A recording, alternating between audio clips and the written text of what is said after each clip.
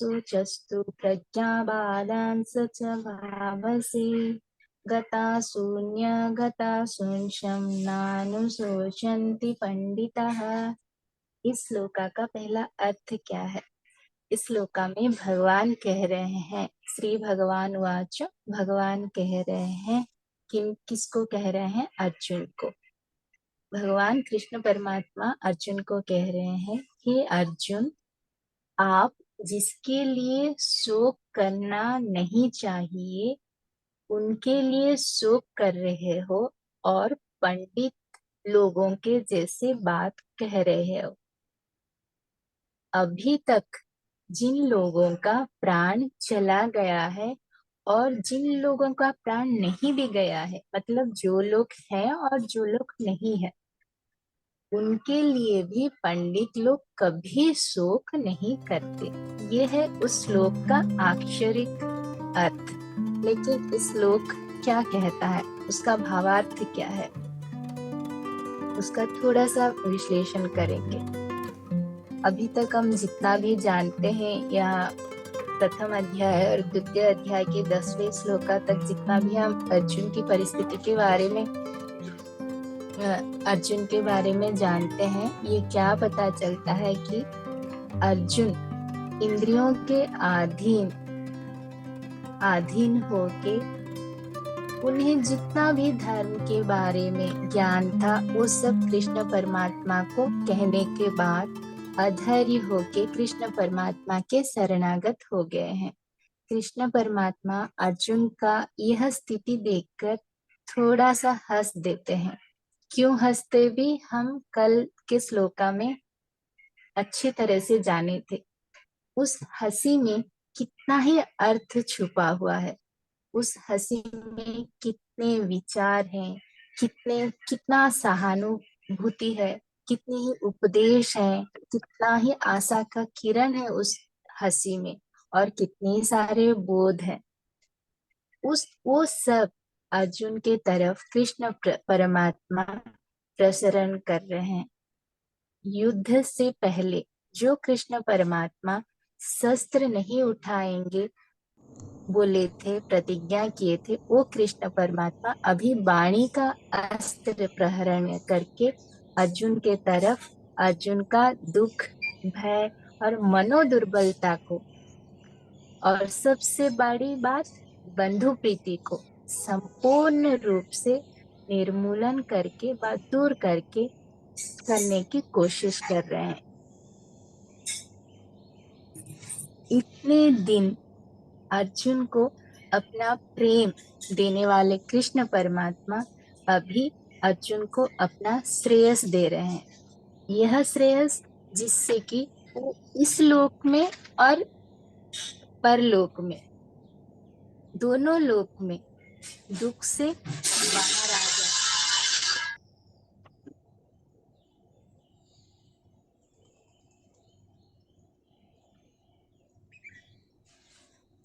वो श्रेयस जो प्राप्त करने के बाद और कोई भी चीज, इस प्रापंचिक दुनिया की कोई भी चीज प्राप्त करने की किसी को आस नहीं रहेगी। कृष्ण परमात्मा उनकी हंसी में अनंत कृपा वृष्टि कर रहे हैं अर्जुन के तरफ, और ये कह रहे हैं कि असोचन्वश्च ये श्लोका जो 11 श्लोका में कहा गया, इसका अर्थ क्या है हम पहले ही बता दी हूँ मैं इसका। और ये श्लोक गीता बोध का आरंभ है। इसीलिए गीता नामक, अगर गीता को एक महावृक्ष मानेंगे तो इस गीता नामक महावृक्ष का ये श्लोका है बीज, जहाँ से कृष्ण परमात्मा आत्मा का ज्ञान देना आरंभ करते हैं अर्जुन को।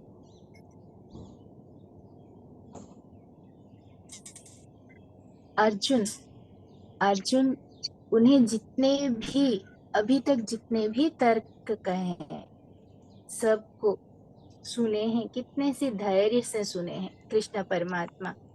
आखिर में सुनने के बाद इस श्लोका में क्या कह रहे हैं, सब जो आपके बाद हैं तर्क हैं, सब प्रज्ञावाद है, मतलब तर्क विहीन है, उसका कोई अर्थ नहीं, कोई मोल नहीं, कोई अर्थ नहीं है, कह रहे हैं कृष्ण परमात्मा, कह के एक तरफ कर दी हैं।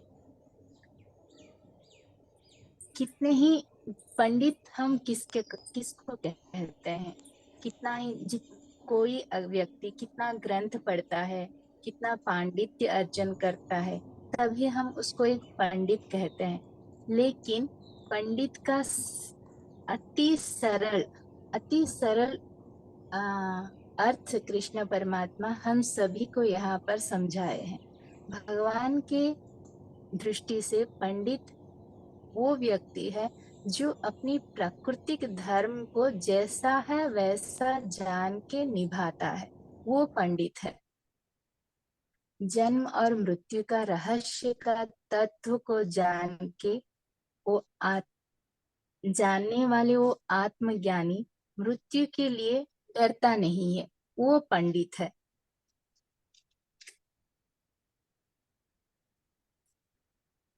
किसी के बारे में विचार जो नहीं करता, किसी के बारे में पर आलोचना जो नहीं करता है, अपना खुद का कर्तव्य जो करता है, उसके लिए जो निर्धारित किया गया है वही कर्तव्य जो करता है, वो पंडित कहलाता है कृष्ण परमात्मा की दृष्टि से।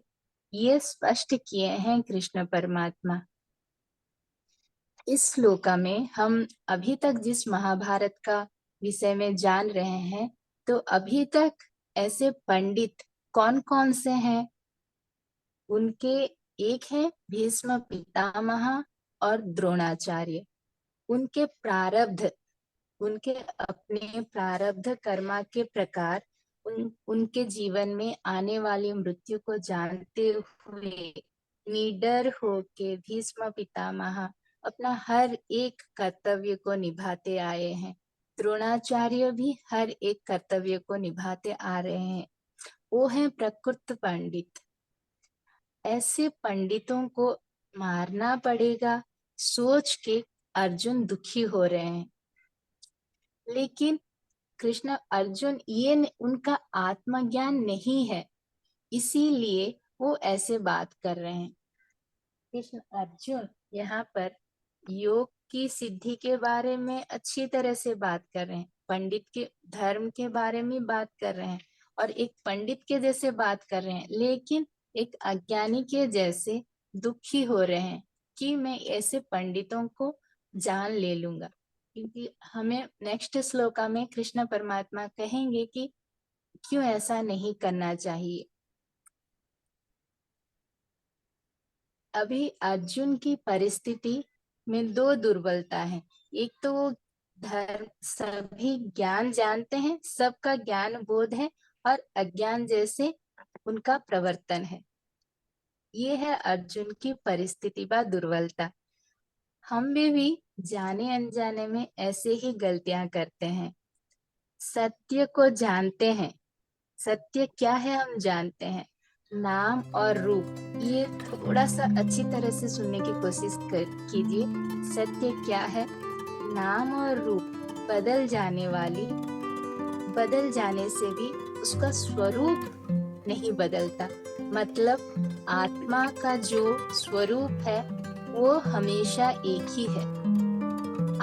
हर जन्म में उसका नाम बदलता है, रूप बदलते हैं, उपाधि बदलता है, लेकिन उसका जो अंतर स्वरूप है वो एक है। ये सत्य को जानते हुए भी हम दुखी होते हैं उस आत्मा के लिए, कि हम वो आत्मा को क्या समझते हैं, ये शरीर समझ के दुखी हो जाते हैं कि वो आत्मा, लेकिन आत्मा का रूप और नाम ही बदला है, वो तो हमेशा है।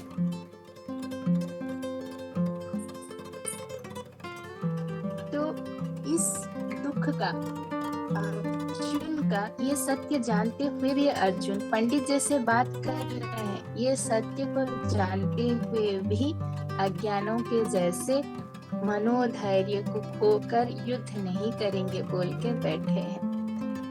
तो इसीलिए ये सब तर्क अर्जुन जितने भी रखे हैं कृष्ण परमात्मा के सामने, ये सब का कोई प्रयोजन नहीं है, कह के कृष्ण परमात्मा एक तरफ कर दिए हैं। अगर आप देखते हैं तो बुद्धि कुछ दूर तक ही काम करती है। पहले तो मन काम करती है, मन कुछ सोचती है, इसके बाद बुद्धि निर्णय लेती है, फिर बुद्धि से भी बढ़कर बुद्धि कुछ दूर तक ही साथ देती है, इसके बाद बुद्धि भी बंद कर देती है। लेकिन अगर आप बुद्धि को भी अतिक्रम कर लेते हैं, आत्मा तक पहुंच जाते हैं, तो तभी आप सत्य को जान पाएंगे और वो परमात्मा का तत्व आपको ज्ञात होगा, मतलब आत्मज्ञान आपको प्राप्त होगा। और अर्जुन अभी तक वो स्थिति में नहीं आए हैं, मतलब वो बुद्धि की स्थिति में ही है, परमात्मा का स्थिति में वो नहीं आए हैं। तो इसी यह सब ज्ञान, ये सब जो प्रज्ञा तर्क विहीन,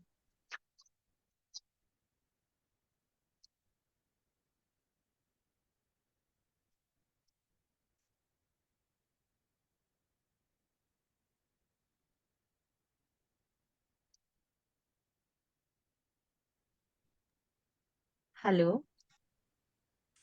प्रकृति, तो अभी तक अर्जुन जो आत्मज्ञान की स्थिति में नहीं आए, इसीलिए वो ऐसे तर्क विहीन बातें कह रहे हैं।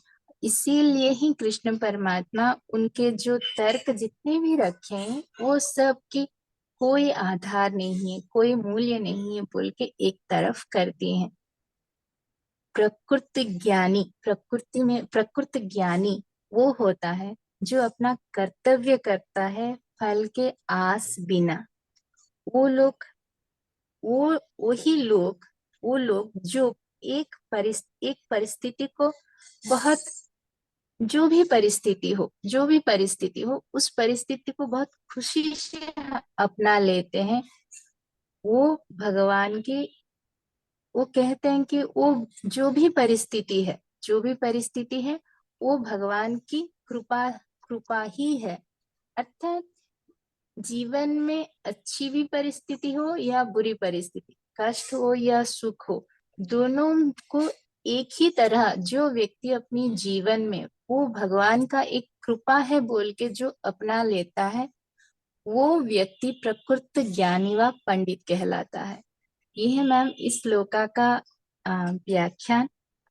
फिर हम, समय है तो हम 12 श्लोका करेंगे। मैम जैसा आप ठीक समझे, अगर वो 5 मिनट में हो पा रहा है तो करते हैं, नहीं तो फिर कल के लिए रहने देते हैं, कुछ लोग बोलना चाहेंगे अ, क्योंकि। हो वो बहुत अच्छा श्लोका है, मैं ट्राई करती हूँ। Okay okay. हाँ, मैं श्लोका और नहीं पढ़ रही हूँ, मैं डायरेक्ट श्लोका का एक्सप्लेनेशन कर रही हूँ। देखिए, इस श्लोका में कहा, 12वां श्लोका, न त्वेवाहं जातु नासं न त्वे नामे जनाधिपा न चैव न भविष्यावः सर्वे वयं मतः परम्। यहाँ पर इस श्लोका का पहला अर्थ क्या है? ये श्लोका कहता है कि ऐसा कभी नहीं हुआ है कि कोई समय में मैं नहीं था कि आप नहीं थे, और आने वाले समय में ऐसा कोई भी समय नहीं होगा कि आप नहीं होगे और मैं नहीं होऊंगा। इसका अर्थ क्या हुआ कि हर एक समय में हर कोई उपस्थित है। इसका अर्थ आप जो सोच, ये इसका अर्थ है। इसका अर्थ क्या हुआ? अर्जुन जो सोच रहे हैं कि मैं अपने आत्मियों को मार दूंगा, इसका ये अर्थ है कि ये लोग पहले से भी थे, अभी है और इसके बाद भी रहेंगे। ये अर्जुन को पता नहीं है, वो नहीं जानते हैं, उनको ये ज्ञान नहीं, इसीलिए वो दुखी हो रहे हैं कि मैं जिनको मार दूंगा वो भविष्य में नहीं रहेंगे, लेकिन वो पहले से भी थे, अभी भी हैं और बाद में भी रहेंगे।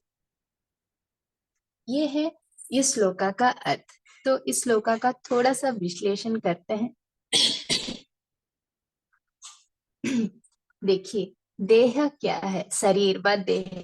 देह मतलब जो दहन होने वाला, मतलब जो नष्ट हो जाता है। देह का अर्थ है जो नष्ट होने वाला है, वो देह है।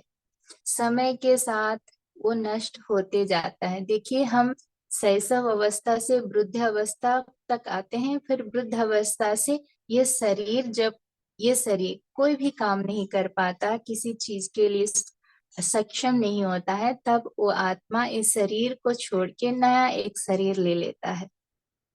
इसीलिए इसको देह कहते हैं, जो नष्ट होने वाला है, जो शाश्वत नहीं है। लेकिन इस शरीर को चलाने वाली आत्मा, जो इस शरीर को चलाता है, वो आत्मा शाश्वत है, वो हमेशा रहा है। पहले से भी, इस शरीर से पहले भी था, इस शरीर के बाद भी रहेगा। इसका मतलब क्या है?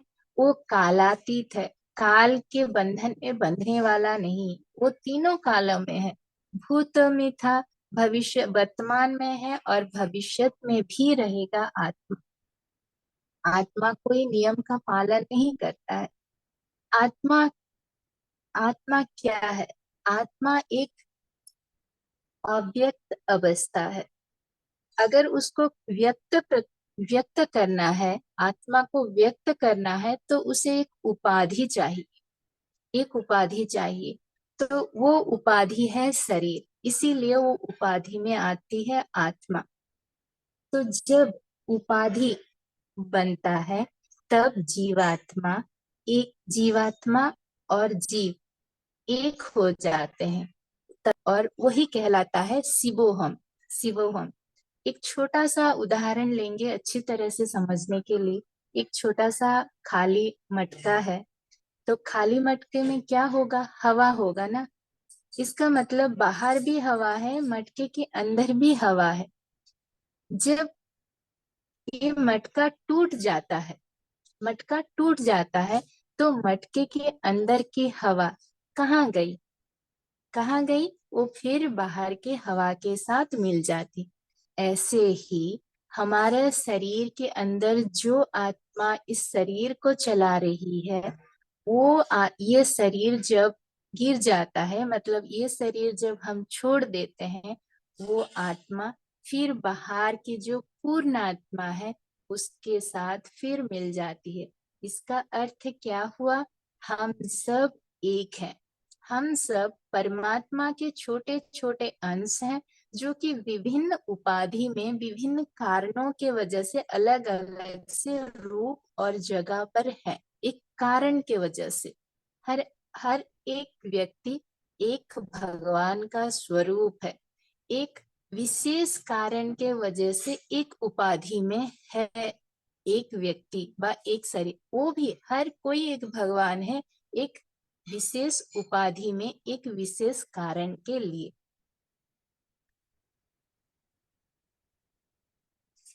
तो आत्मा जो शरीर में रहती है, वो तो शाश्वत है, जो कभी नष्ट ही होता नहीं है। तो जो शाश्वत है, हमेशा रहा है, रही है, अभी भी है, और बाद में भी रहेगा, उसके लिए क्यों दुख होना?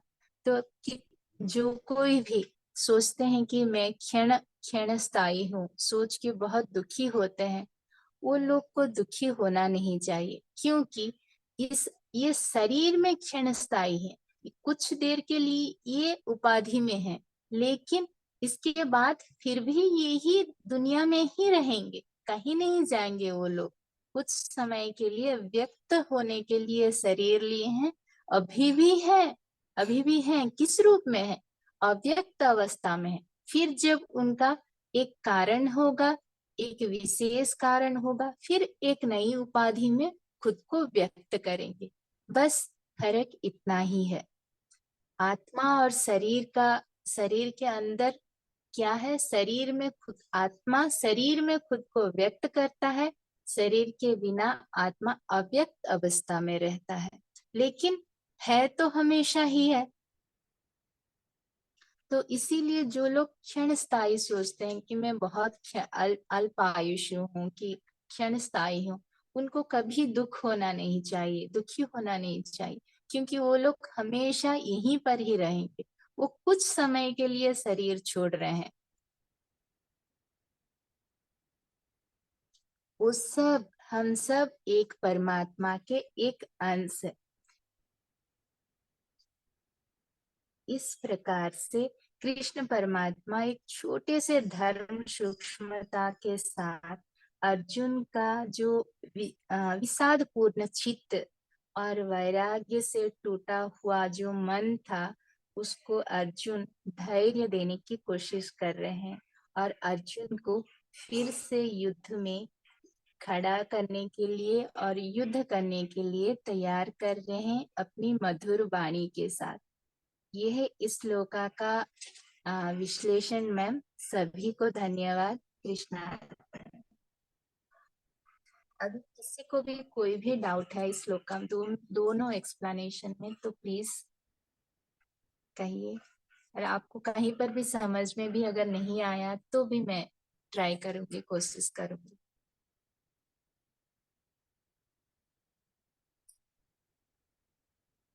Sunita ma'am, Rita ma'am, Annapurna ma'am. Thank you ma'am, thank you. Thank you ma'am, बहुत बहुत धन्यवाद। आपने इतने अच्छे से दोनों श्लोकास की व्याख्या की और जो आपने एग्जाम्पल दिया मटका कि उसके अंदर भी हवा और बाहर भी हवा, टूटने पर दोनों का मिलन हवा का, तो बहुत ही अच्छा एकदम अंदर बात चली गई कि कैसे हम इस परमात्मा में अपने आप को लीन कर लेते हैं। वो मटका कैसे बाहर की हवा और अंदर की हवा को इकट्ठी हो जाती है। थैंक यू मैम, धन्यवाद। यहाँ से बहुत अच्छा लगता है, हर एक श्लोक का बहुत ही अच्छा लगता है। अगर प्लीज बाय हार्ट करना चाहे, श्लोका नंबर जो 6 था शायद, हाँ श्लोका 7 तात्पर्य 200, वो श्लोका और 11, 12, 13 और 14 श्लोका आप बाय हार्ट कीजिए। बहुत अच्छे श्लोका है मैम। धन्यवाद। और किसी को कुछ भी कहना है तो अन्नपूर्णा मैम, रीता नहीं, मैम। बहुत क्लियर है। मतलब अब यहाँ से आत्मज्ञान शुरू हो गया, तो बहुत बहुत क्लियर हो गया सब कुछ। बहुत अच्छे से समझाया। बहुत अच्छा मैम, एग्जाम्पल तो बहुत अच्छे ले रहे हैं आप, बहुत अच्छा लग रहा। Thank you ji ma'am, Patna ma'am बहुत ही अच्छे से आपने मतलब हम समझ पाए इस करके आप अच्छे से एग्जाम्पल से बता रहे हो। धन्यवाद आपका, बहुत ही अच्छा था। यहाँ से बाहर के श्लोक का पूरा बहुत ही अच्छा लगता है। सभी को धन्यवाद। धन्यवाद मैम। धन्यवाद।